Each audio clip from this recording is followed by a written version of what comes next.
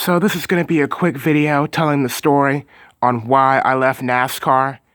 A lot of people have been wondering and the story has been untold. I've said this a few times. No matter how wrong I feel people do me, it's the lowest of the low to call somebody out in a video when talking about them. So the names in this video when I'm telling stories will be modified because it's not nice to call people out. So here we go. The first moment when I started to feel uncomfortable in NASCAR, we got to turn the clock back all the way to about September of 2018. One of my friends sent me a link to his newest NASCAR parody, and he really wanted me to check it out because at that time, other than the bigger YouTubers, I was pretty successful at making parodies, so he wanted me to review it and stuff. Personally, I enjoyed the parody and didn't see anything wrong with it, and I commented a great video. Not less than 10 minutes after I comment great video, this person replies saying, "I am a slow mother bleep." And I'm like, what? So I reply, what? Because I don't know what's going on. I've never seen this dude in my life. And he was like, "You are an idiot for not noticing that your pal here just copied one of the best YouTubers."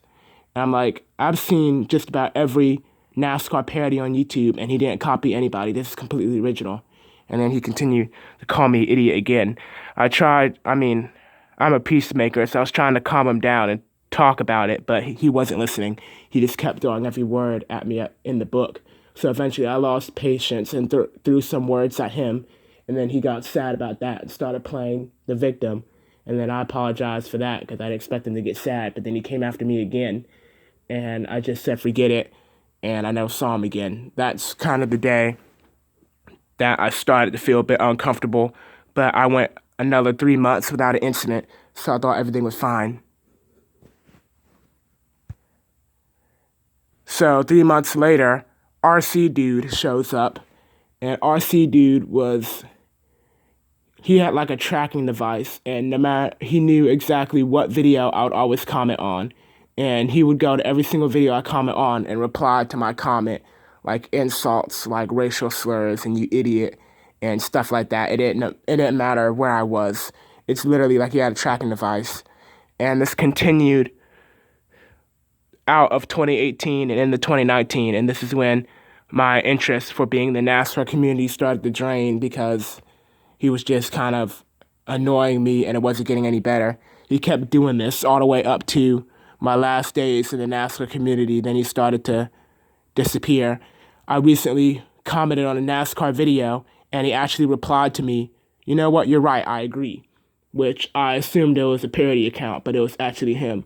So I'm not sure if he's changed or if I just got him on a good day. So he was another factor. Now here's probably the experience, which was the final nail in the coffin for me, which was the day I realized, yeah, I don't belong here. This ain't right. So my TV was busted because my TV downstairs, which is the only TV in my house, other than my mom's that has cable, which is what I use to watch NASCAR on, it was busted. Every single time I turned it on, it said no Wi-Fi connection. So I went on my iPad and was watching a live stream somebody was doing of the Coke 600. The Coke Zero Sugar 400, which was the only way I could watch it. And Jimmie Johnson was leading. I'm pretty sure this is the 2018 one. I don't even remember what year it was, but Jimmie Johnson was leading. And I said, "Go Jimmy." And someone who was reacting on the stream, there was 5 dudes who were on the stream reacting to the race, said, "Jimmy's a stupid old man." And I said, "What?" And they said, "Yeah, he's a loser. He's a cheater." And I said, "Why do you hate Jimmie Johnson?" I wasn't trying to be smart or anything. I didn't have any caps or any mean emojis. I was just legit confused because as a Kyle Busch and Jimmie Johnson fan, I can understand why somebody would dislike Kyle Busch because he has done some childish things in his career. I can understand that. But Jimmie Johnson, he hasn't hurt a fly.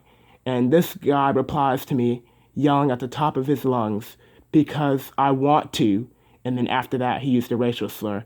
And then everybody else who was reacting to the race started laughing at me and calling me names and stuff. And everyone's like, who the bleep is Dominic Trains the movies? And then the other dude was like, probably one of those failed YouTubers. I eventually beat all of them to 1,000, and they never caught up to me, but that's not really the point. That's really the day everything changed, and I never really felt the same in NASCAR ever again. So after that, I was kind of had my head in the clouds. I was just in a daze. Whenever I was in NASCAR, I just couldn't think straight. I mean, I was barely posting any NASCAR videos, and I should have trusted my friends more like I do now, but I didn't want to tell any of my friends what I was going through because I didn't think they'd understand when they really did. I just never took the chance.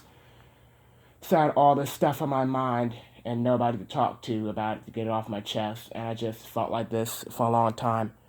My dad is really interested in my YouTube career, and he came back from work one day asking how YouTube was going, and I was just so angry about all the stuff I'd been going through, and I just completely spit all the information out on the table of what had been going on without even thinking, and he was completely shocked. And then my mom found out about how I was being treated, and she was infuriated about how mean people could be on the internet, and she was basically telling me if I want my YouTube career to continue, I need to start being in other communities that fit my interests. Like, I'm interested in bowling and trains. Like, go over there and do bowling and trains, not NASCAR anymore. And I said, sure, I'll figure it out. So I was trying to figure it out on how to break the news that I didn't want to be in NASCAR anymore. And that's the day my channel, by the time I finally figured out the answer, my channel was hacked. I deleted it and came here, and I've been happy ever since. Now I'm going to reveal who actually hacked my channel. I knew who did it the whole time. It was my mom who did it. She was sad on what I was going through, and she thought she would give me some extra motivation to create a new channel and start a new life. So she thought if she would kind of hack my other channel, that would get me to delete it and start a new life, which I kind of thank her for doing that, because if she didn't get rid of my old channel, I feel like that wouldn't have given me the motivation to get a clean slate and this start over. So that's really the entire story. Once again, there's a lot of great people I met in NASCAR, but there's a lot of terrible people. The only reason I told the story is because people deserve to know what happened.